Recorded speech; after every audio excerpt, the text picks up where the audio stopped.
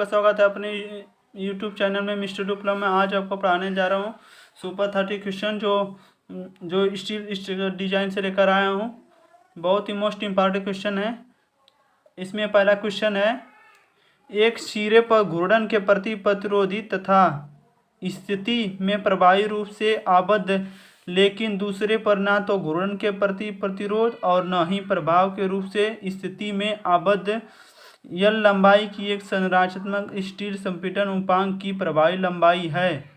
Option number A है 1L, 1.5L, सी है 1.8L, D है 2.0L। तो इसका ऑप्शन नंबर कौन सा सही हो जाएगा? D, 2.0L। नेक्स्ट क्वेश्चन पर चलते हैं। 20 mm रिवेट के लिए लेसिंग छड़ की न्यूनतम चौड़ाई होनी चाहिए 40 mm, 60 mm, 80 mm, 20 mm। एक ऑप्शन बी सही हो जाएगा, 60 mm। इसमें IS कोड 8002-2007 के अनुसार छड़ का न्यूनतम चौड़ाई कितनी हो जानी चाहिए? 3 गुणे नॉमिनल डाया ऑफ बोल्ट या रिवेट, यानी जितनी उसकी डाया होगी रिवेट या बोल्ट की उसमें उसका 3 गुना हम कर देंगे तो मिनिमम चौड़ाई ज्ञात हो जाएगी लेसिंग छड़ की। अगला क्वेश्चन पर चलते हैं। बंकन में संपीड़न तथा प्रतिबलों को क्रमशः किसके आधार पर गणना किया जाता है? ऑप्शन नंबर ए, दोनों स्थितियों में शुद्ध क्षेत्रफल के आधार पर, सकल क्षेत्रफल तथा शुद्ध क्षेत्रफल के आधार पर। सी ऑप्शन है शुद्ध क्षेत्रफल तथा सकल क्षेत्रफल के आधार पर। डी ऑप्शन है दोनों स्थितियों में सकल क्षेत्रफल के आधार पर। इसका ऑप्शन बी सही हो जाएगा, grass area and net area, यानी सकल क्षेत्रफल तथा शुद्ध एरिया के आधार पर क्या इसका गणना किया जाता है। अगर बेंडिंग रहेगा तो ग्रास एरिया रहेगा, अगर टेंसाइल रहेगा, ठीक है, तो इसका नेट एरिया रहेगा। अब नेक्स्ट क्वेश्चन पर चलते हैं। लेसिंग छड़ों का तंतु अनुपात किसकी अधिक नहीं होनी चाहिए? ऑप्शन नंबर ए 100, 120, 120, 145, 118। तो इसका ऑप्शन नंबर क्या हो जाएगा? 145। Option number C 145। अगला क्वेश्चन पर चलते हैं।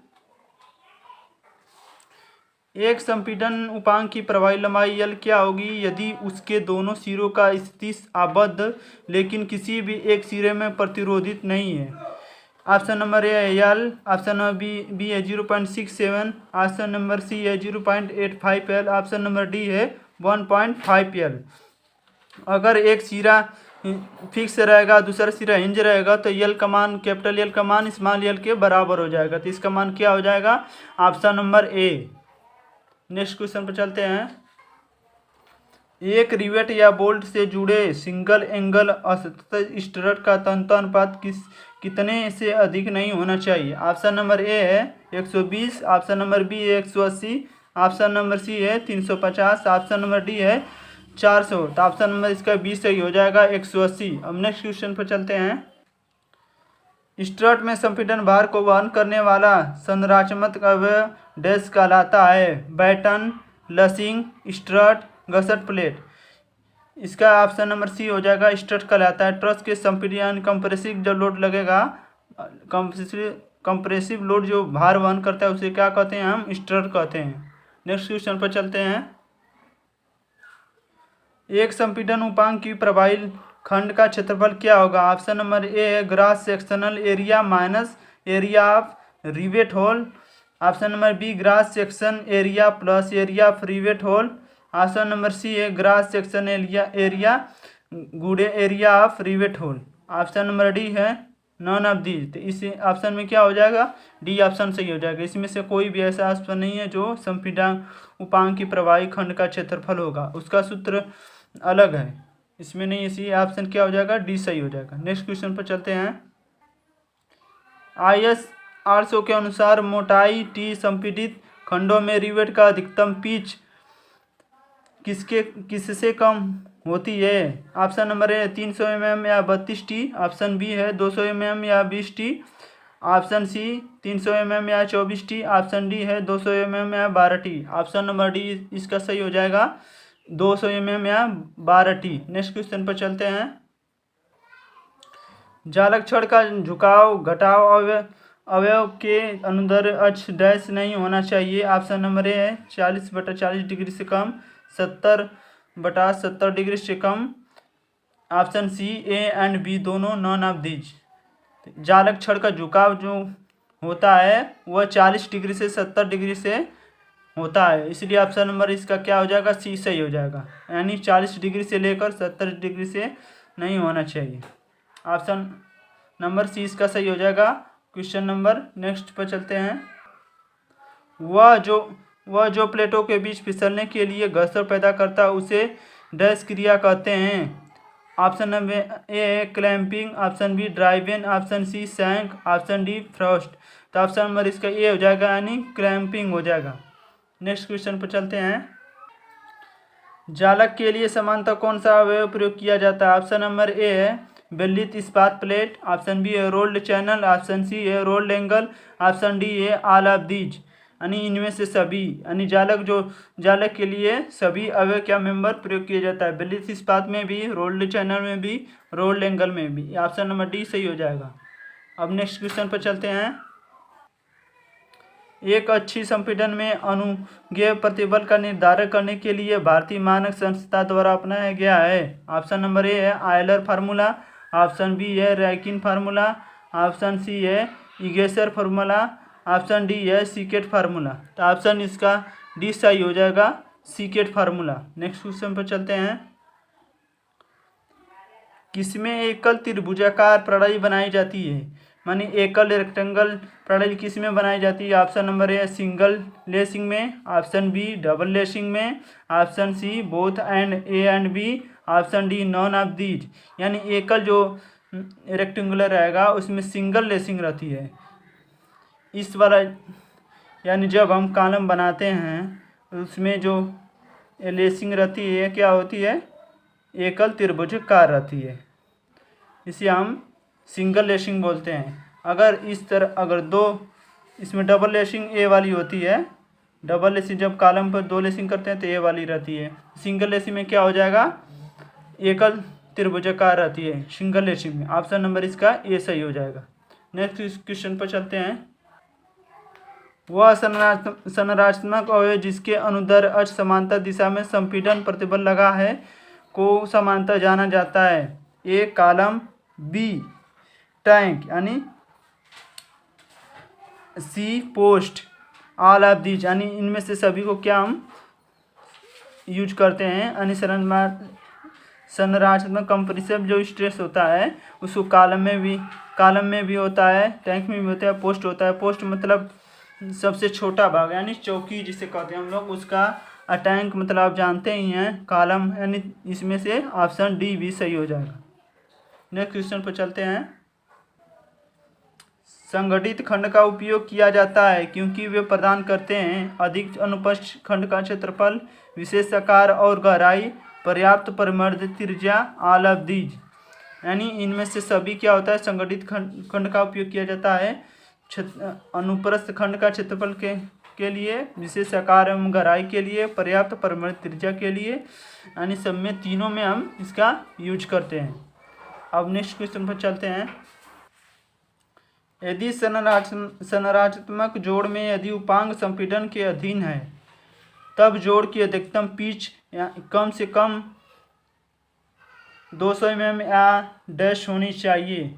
12 टीके, 16 टीके, 32 टीके, 16 टीके, यानी इसका ये ऑप्शन सही हो जाएगा 12 टी। यानी पिच किसे कहते हैं, जब दो रिवेट एक दूसरे से समांतर है, यानी दो जब रिवेट रहेंगे एक दूसरे को समांतर रहेंगे, इनको सेंटर से यानी इनके सेंटर से बीच की जो लंबा दूरी उसे क्या कहते हैं, हम पिच कहते हैं। इसका यह 12 टी आंसर हो जाएगा। अब नेक्स्ट क्वेश्चन पर चलते हैं। एक कोण या चैनल से मिलकर एक संपीड़न उपांग में आउटस्टैंडिंग लंबाई को मापा जाता है। खंड की नाप मात्र चौड़ाई, अनुप्रस्थ की नाप मात्र चौड़ाई का आधा, रिवेट की पहली पंक्ति के लिए मुक्त किनारी दूरी, खंड का तन्यतानुपात। ऑप्शन नंबर सी इसका सही हो जाएगा, रिवेट की पहली पंक्ति के लिए मुक्त किनारी दूरी। यानी जब भी हम सेक्शन एंड चैनल बनाते हैं तो उसमें अगर रिवेट द्वारा जोड़ देते हैं इसको तो इसकी कनेक्टिंग लेंथ हो जाती है, ये आउट स्टैंडिंग लेंथ हो जाती है। जिसमें रिवेट द्वारा जोड़ा जाता है उतने कनेक्टिंग लेंथ हो जाती है, जो बचा हुआ हिस्सा रहता है टोटल लेंथ जो रहती है आउट स्टैंडिंग लेंथ हो जाती है। इसको क्या कहते हैं, इसी को हम रिवेट की पहली पंक्ति के लिए मुक्त किनारी दूरी हो जाएगी। Option number C. हम नेक्स्ट क्वेश्चन पर चलते हैं। तन्त्रानुपात की निम्न में से किसकी बीमा होती है? मीटर स्क्वायर, मीटर परमाणुमान, मीटर बीमाहीन राशि। यानी जो तन्त्रानुपात होता है L/R मिनिमम होता है। सिलेंडरनेस रेशियो का प्रवाही लंबाई बटा के परिमाण त्रिज्या के अनुपात को क्या कहते हैं? हम तन्त्रानुपात कहते हैं। तन्त्रानुपात कहते हैं तो एल की क्या हो जाएगी? मीटर हो जाएगी, इसका भी त्रिज्या का मीटर हो जाएगी। तो मीटर से मीटर जब कट जाएगा तो क्या हो जाएगी? शून्य हो जाएगी। तो इसका मान क्या हो जाएगा? विभाजन राशि। Option number D. अब नेक्स्ट क्वेश्चन पर चलते हैं। एकल कोड़ी खंड में न्यूनतम परिमाण त्रिज्या का मान उसी काट के क्षेत्रफल डैश होता है से कम, अधिक, मध्यम, नॉन ऑफ दीज। यानी एकल कोड़ी जो खंड रहेगा यानी सिंगल सेक्शन जो रहेगा उसको मिनिमम रेडियस रहेगी काट के क्षेत्रफल से कम रहेगा। ये सम नंबर ए सही हो जाएगा इसका। नेक्स्ट क्वेश्चन पर चलते हैं। पवन ब्रेसिंग के रूप में कार्य करने वाली स्टील सदस्यों का अधिकतम तन्त्रानुपात होना चाहिए 180। Option number B 250। Option number C 350। Option number D 400। Option number C इसका हो जाएगा 350। अब नेक्स्ट क्वेश्चन पर चलते हैं। एक कॉलम स्पाइलिस का उपयोग इसे बढ़ाने के लिए किया जाता है। ऑप्शन नंबर ए स्तंभ की लंबाई। ऑप्शन नंबर बी स्तंभ का सामर्थ्य। ऑप्शन नंबर सी कॉलम का क्रॉस आंशिक क्षेत्रफल। Option number D none of these. यानी ऑप्शन नंबर ए सही हो जाएगा। स्तंभ की लंबाई बढ़ाने के लिए इसका यूज हम किए जाते हैं। अगर कोई कॉलम छोटा रहता है तो उसको क्या करते हैं? हम स्पाइलिस के द्वारा हम उसको क्या बढ़ा देते हैं। ऑप्शन नंबर इसका ए सही हो जाएगा। अब नेक्स्ट क्वेश्चन पर चलते हैं। डबल लेसिंग प्लेट जालक की मोटाई टी होती है। आंतरिक अंत रिवेट के बीच 1/40 लंबाई से कम, आंतरिक अंत रिवेट के बीच 1/50 लंबाई से कम, आंतरिक अंत रिवेट के बीच 1/60 लंबाई से कम। ऑप्शन नंबर डी आंतरिक अंत रिवेट के बीच 1/7 लंबाई से कम। ऑप्शन नंबर इसका सी हो जाएगा। आंतरिक अंत रिवेट के बीच 1/60 लंबाई से कम। नेक्स्ट क्वेश्चन पर चलते हैं। संपीड़न सदस्यों के लिए प्रयुक्त सिरा संधि का विकल्पन किया जाता है। शॉर्ट कॉलम के लिए, लॉन्ग कॉलम के लिए, इंटरमीडिएट कॉलम के लिए, नॉन ऑफ दीज। जब कंप्रेसिव मेंबर आता है उसको प्रयुक्त सिरा बनाने के लिए हम किसकी कॉलम का यूज करते हैं? शॉर्ट कॉलम के लिए। तो यहाँ पर शॉर्ट कॉलम, अब बड़ा कॉलम खुद ही तो इसका यूज नहीं करेंगे, तो शॉर्ट कॉलम का हम यूज करते हैं। तो ऑप्शन नंबर ये सही हो जाएगा। कंप्रेसिव मेंबर के लिए इसका यूज करते हैं, शॉर्ट कॉलम के लिए ऑप्शन नंबर ए सही हो जाएगा। अब नेक्स्ट क्वेश्चन पर चलते हैं। संपीड़न अवयव में टैगिंग रिवेट का उपयोग किया जाता है यदि दो आसन्न रिवेट के केंद्रों के बीच का अधिकतम दूरी से अधिक हो जाए। ऑप्शन नंबर ए 12 टी या 200 mm से जो कम। ऑप्शन बी है 16 टी या 200 mm जो कम हो। ऑप्शन सी है 20 टी या 300 mm जो कम हो। ऑप्शन डी 32 टी या 600 mm में जो कम। ऑप्शन नंबर इसका डी में सस्पेंशन है, लेकिन ऑप्शन ये करेक्ट नहीं है। ऑप्शन इसको अब नेक्स्ट वीडियो में हम बताएंगे। ऑप्शन नंबर अगर 32 टी या 300 mm से जो कम रहेगा उसे टेंसाइन के लिए प्रयोग करते हैं। अगर 32 टी या 600 mm में जो कम रहता है उसके कंप्रेसिव मेंबर के लिए यूज करते हैं। अगर इसमें कोई सस्पिशन है अब नेक्स्ट वीडियो में हम इसका डिस्कस करेंगे। अब नेक्स्ट क्वेश्चन पर चलते हैं। एकल सपाट आवरण फ्लैट लेसिंग की मोटाई टी इसमें से कम नहीं होनी चाहिए। आंतरिक अंत रिवेट के बीच 1/30 लंबाई, आंतरिक अंत रिवेट के बीच 1/40 लंबाई, आंतरिक अंत रिवेट के 1/50 लंबाई, आंतरिक अंत रिवेट के बीच 1/60 लंबाई। ऑप्शन नंबर 20 का सही हो जाएगा। आंतरिक अंत रिवेट के बीच 1/40 लंबाई। हम नेक्स्ट क्वेश्चन पर चलते हैं। IS 800-187 के अनुसार लेसिंग क्षण अनुप्रस्थ कर्तन के बराबर प्रतिरोध करता है। अच्छी बार का 1%, अच्छी बार का 2%, अच्छी बार का 2.5%, अच्छी बार का 3%। तो इसका ऑप्शन नंबर सी हो जाएगा अच्छी बार का 2.5%। अब नेक्स्ट क्वेश्चन पर चलते हैं। एक संपीड़न का केंद्रों की केंद्र से दूरी 4 मीटर है। इनमें एक सिरा आबद्ध यानी फिक्स है तो दूसरा कब्जेदार हिंज है। तो स्तंभ की प्रभावी लंबाई यानी इफेक्टिव लेंथ क्या होगी? Option number A 4 metre, option B है 3.2 मीटर, ऑप्शन सी है 2.8 मीटर, ऑप्शन डी है 2.6 मीटर था। इसका जब एक सिरा हिंज रहेगा दूसरा सिरा फिक्स रहेगा तो टोटल लेंथ इक्वल टू क्या आ जाएगा? स्मॉल एल इक्वल टू, यहाँ पर स्मॉल एल रहेगा, स्मॉल एल इक्वल टू हो जाएगा 0.8 कैपिटल एल। तो 0.8 अगर ये दे दिया है, इस कैपिटल एल की लंबाई 4 मीटर, केंद्रों से केंद्रों के बीच की दूरी तो 8 चौको 32 यानी 3.2 मीटर हो जाएगा। ऑप्शन नंबर क्या हो जाएगा? इसका बी सही हो जाएगा। ऑप्शन इसका बी सही हो जाएगा। अब नेक्स्ट क्वेश्चन पर चलते हैं। Option number question number last है। इस्पात स्तंभ के लिए दी गई आधार प्लेट की मोटाई निम्न में से निकाली जाती है। प्लेट की नम्य सामर्थ्य के आधार पर, प्लेट की अपरूपण सामर्थ्य के आधार पर, कंक्रीट स्तंभपात की धारण सामर्थ्य पर, पचिंग मापदंड की धारण सामर्थ्य पर। ऑप्शन नंबर ए हो जाएगा प्लेट की नम्य सामर्थ्य पर। यह वीडियो पसंद आए तो लाइक और शेयर करना ना भूलें। अब मिलते हैं अब नेक्स्ट वीडियो में। Thank you so much.